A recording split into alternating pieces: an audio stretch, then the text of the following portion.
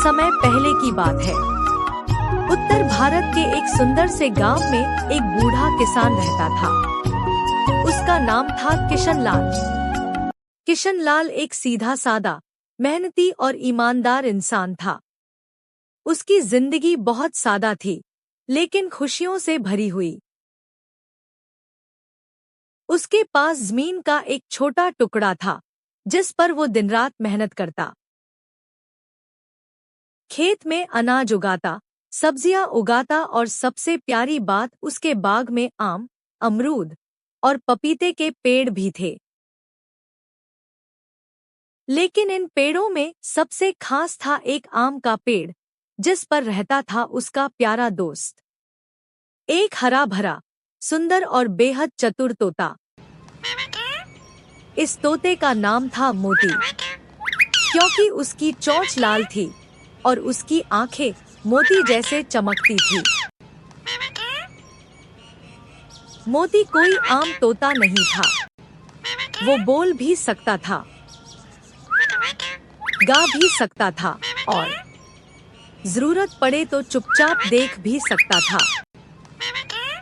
किशनलाल मोती को रोज सुबह अच्छे अच्छे फल खिलाता, बात करता और मोती भी उसे बाबूजी, बाबूजी कहकर पुकारता।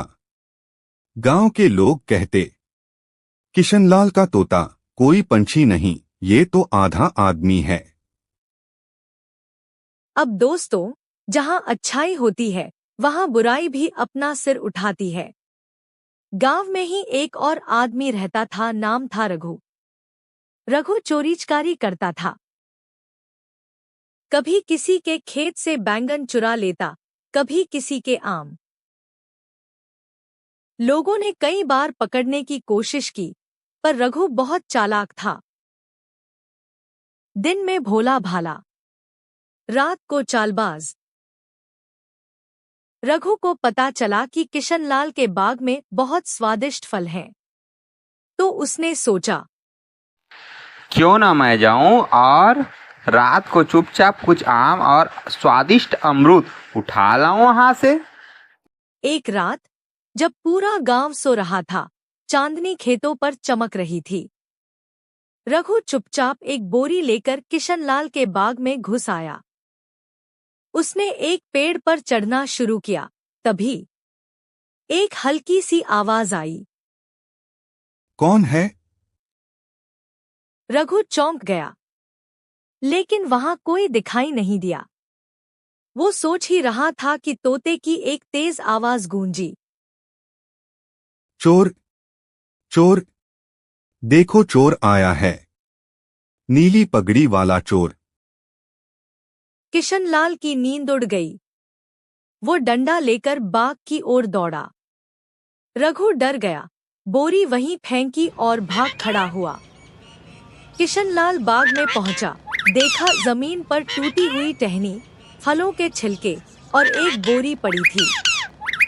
मोती जोर जोर से बोल रहा था, नीली पगड़ी वाला चोर आया था बाबूजी, नीली पगड़ी। किशनलाल मुस्कराया, बोला, मोती, तुम तो हमरा गुप्तचर निकला हो, बड़ा काम का हो तुम हमरा। सारा गांव सुन चुका था, किशनलाल का तोता चोर को पहचानता है। लोग हंसने लगे। कोई कहता, भाई अब ताला किसे लगाना, मोती को रख लो। दूसरी रात रहस्य बढ़ता है। रघु की रातों की नींद उड़ गई थी। उसने सोचा, इस बार ना बिना पगड़ी के जाऊंगा मैं, देखता हूँ अब वो तोता कैसे पहचानेगा मेरे को। ठीक से ही काम करना पड़ेगा इस बार मेरे को। और ठीक वैसा ही किया। लेकिन मोती तो मोती था। जैसे ही रघु ने आम तोड़ना शुरू किया, मोती ने फिर शोर मचा दिया। चोर, चोर, देखो बिना पगड़ी वाला चोर आया है, पकड़ो।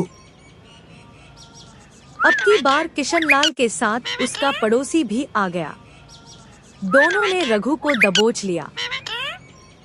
गांव का न्याय।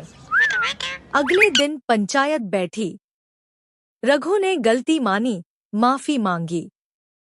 किशनलाल ने कहा, सजा हम नहीं देंगे बाबा, हमरा तोतवा बताएगा इसको कैसे करना है। हमरा मिट्ठू, प्यारा सा मिट्ठू। मोती ने कहा, आम खिलाओ, माफ करो। गांव वालों ने खूब ठहाके लगाए। उस दिन के बाद गांव में कोई चोरी नहीं हुई। रघु सुधर गया और किशनलाल का मजदूर बन गया। मोती अब गांव का हीरो बन गया। लोग उसे गुप्तचर तोता, बुद्धिमान पंछी और गांव का प्रहरी कहने लगे।